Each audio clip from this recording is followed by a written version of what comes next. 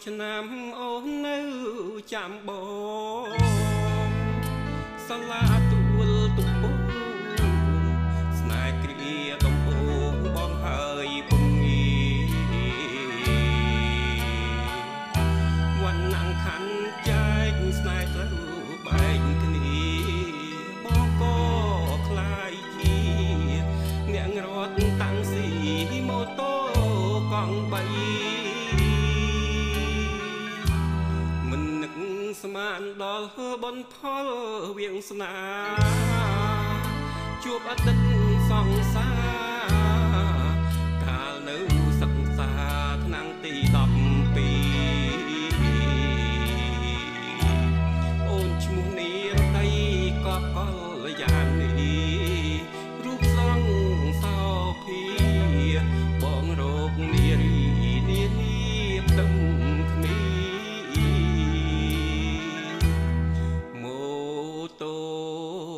កង់3ស្រីហៅបងមកទុកស្រីពឹងលោកតាមផ្លូវបឹងស្នោពេលបានទៅដល់មុខផ្ទះស្នេហ៍ស្នងស្រីសួរតបបងចាំអូនទេស្រីដោះម៉ាំងស្មុកបងស្លុតចិន្តាមិននឹកស្មានថាអតីតសង្សារគឺស្រីបងដប់និរដីសោះស្រីថ្លៃបណ្ដោចិត្តរឿងពីអតីតបងហើយវមិត្តទុកជាសូបាន់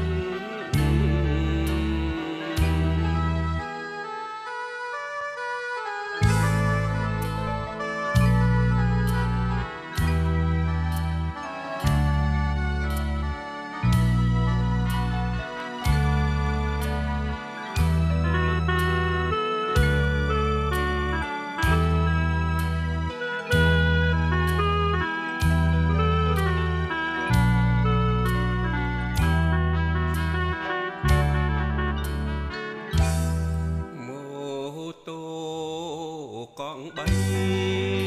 ស្រីហៅបងមកទុកស្រីពឹងលោកតាមផ្លូវបឹងស្នោ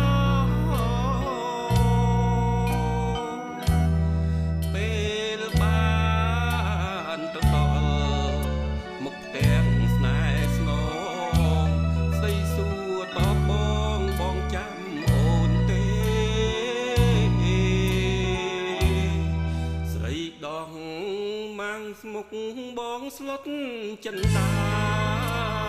មិននឹកស្មានថាអតីតសង្សារ